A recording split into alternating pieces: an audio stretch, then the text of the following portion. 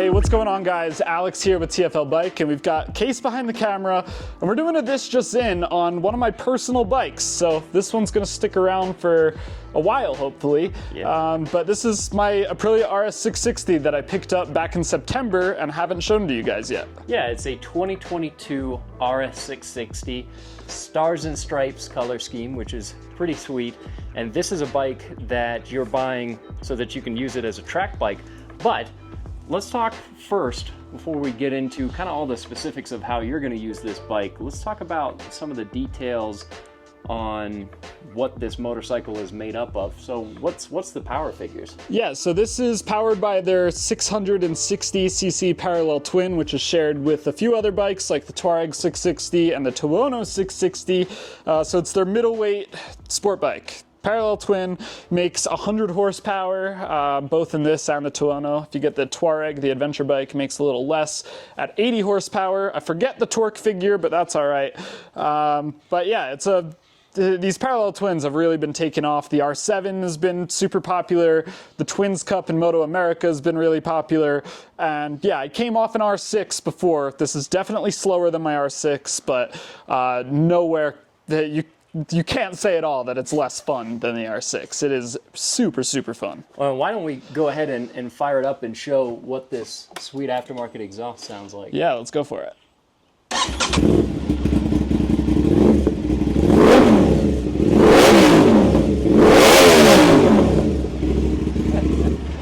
It's definitely not too quiet. No, it's not quiet at all. And I bought this bike used. It's got around 4,400 miles on it. I've only done one track day on it because I got it at the end of last season.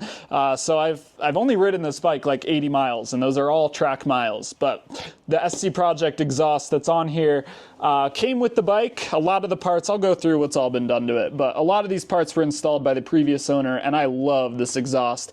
SC Project makes some really nice stuff. I'm eyeing up an SC Project exhaust for my XSR 900 right now, and I just love the style of this tiny little can. It looks like a MotoGP exhaust almost, so yeah. Big fan of that. No, it looks super sweet, and it's not just that as far as components go, because you've got a nice set of inverted forks here. You've got Brembo brakes up front, so all really nice components that you would expect on a bike like this. And you've got, from that one track day, you've done some boogers even on the front tire, also on the back. Yeah, it's looking good. This is an Italian sport bike, so you expect some premium components all around it, because you're paying a premium for this over like an R7, which is probably the most comparable bike out there right now. And so brand new, I'm assuming that this is notably more expensive than an R7. Yeah. Oh, you're going to quiz me with prices right off the bat. Well, I want to say this is like 12 or 13. I think it's right around 12. And the R7 is maybe around 10 or so. So I think you're looking at about $2,000 if you're buying new to jump up to something like this. Could be a little more. How much did you end up picking up this unit for? I believe I paid, it was either 10.5 or 11 with all the components that are on here too. I don't remember exactly, but somewhere around 10.5 or 11. Which is not too bad. Slight discount compared to a brand new bike. There's boogers on the back tire. That's, yeah. It looks like you've had some fun on it. Yeah, already. Definitely. I've got some new tires that are stickier than these too to throw on this bike.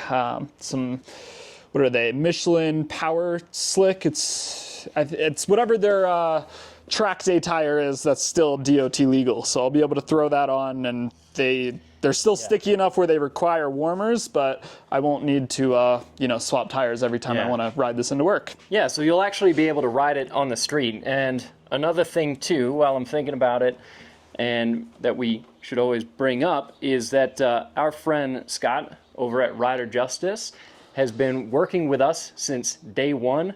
And those guys over at Rider Justice are the people to work with if you ever need any legal representation when it comes to you on your motorcycle or even in a car.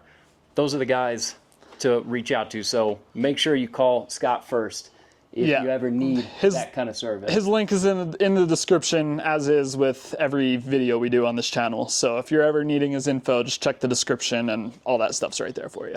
Now, you've obviously got big plans for this bike, and for what you're going to use it for, you had to go in and do some modifications. So yeah, triple tree and bars, right? Biggest thing I did so far was the triple tree and bars. So from the factory, this comes with, it does come with clip-ons, but it comes with a top triple with a riser, so the handlebars are more up here. So I put this Robum Engineering top triple on, which is a super quality unit. I'm really impressed by that. And then, yeah, I got these clip-ons to put on the side, some Renthal dirt bike grips that are safety wired down, and these CRG carbon fiber levers came with the bike when I bought it. These aren't stock, but they're really nice levers. So yeah, now my riding position is a little more leaned forward. So instead of kind of being upright, I'm now pushed down a little bit so I can really get in the tuck a little more. And eventually I would like to swap out these pegs, put some rear sets on that'll kind of lift and bring my feet further back to even make that even more dramatic. But for now, it's feeling pretty good. Yeah, and then you've also, it's a different windscreen on here that was already on it. Yeah, so taller kind of bubble windscreen from racing bikes. Also, the mirror block-offs came on here, so didn't need to spend any extra money on that. So a lot of the things that this bike came with were things I would already be planning on doing, which is a big reason this one jumped out to me. So it came with the frame sliders already, came with the axle sliders. I took the rears off though, so that I can use my Pitbull trailer restraint system. And then I've got my GB Racing engine covers on, which is something I like doing to all my track bikes. So they always make quality stuff. I've put a set of these on a lot of different bikes, and they were one of the first things I ordered when I bought this bike. And then this bike also, from the factory, has a pretty sweet tech suite. Yeah, so again, it being an Italian bike, you'd expect for the extra money you're going to spend to have really nice suite of tech, so ABS, traction control, all that good stuff. But a really nice looking TFT screen. If any of you know how to get around that stupid message that says insert your personal code, let me know. I don't know what the personal code is to this bike. It doesn't affect anything, but that message drives me nuts. But anyway, you've got a couple different riding modes, so individual, commute, and dynamic, which I think are horribly named, but whatever.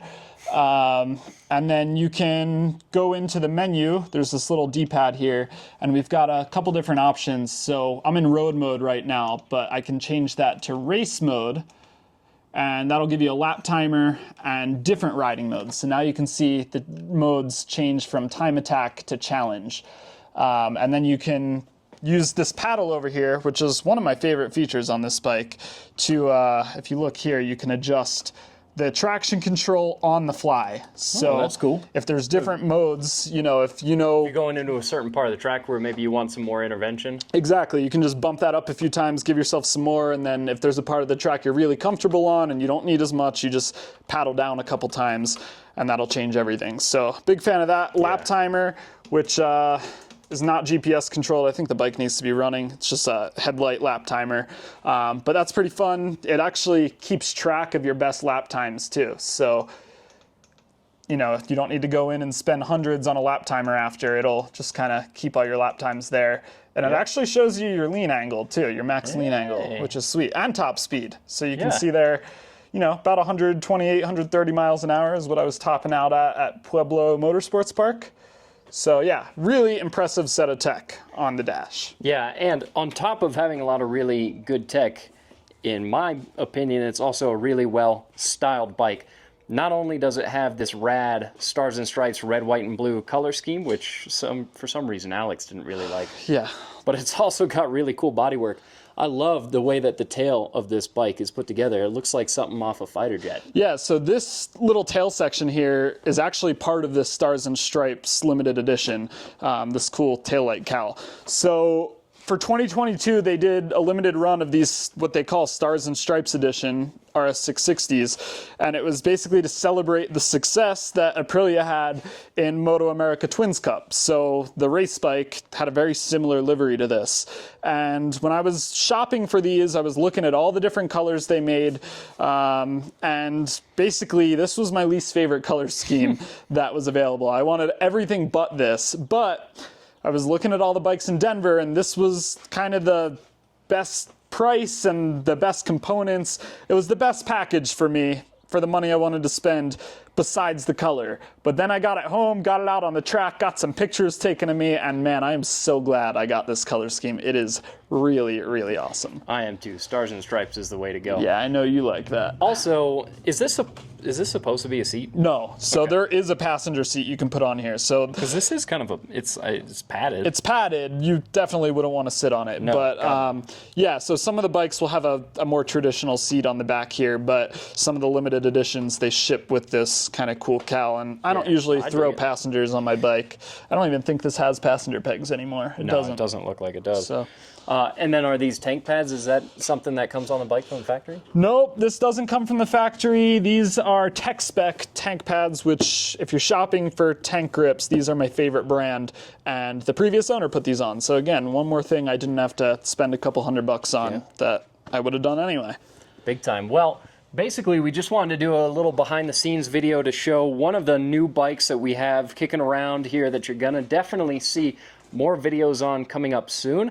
We're starting to get some pretty decent weather. It's a bit of a rainy day today, which is why, well, the bike is kind of wet. But very soon, yeah, we'll have a ride review of this bike coming, even though it's 2 years old, but it's still a sweet bike and something that you can find some okay deals on, it sounds like. Yeah, I mean, shopping around for them, there were definitely deals to be had. And, you know, I just reviewed that Aprilia RS 457. So we have a review on that if you need something to hold you over till we get this out on the road. But this summer, we'll definitely do a road review on this and a track review.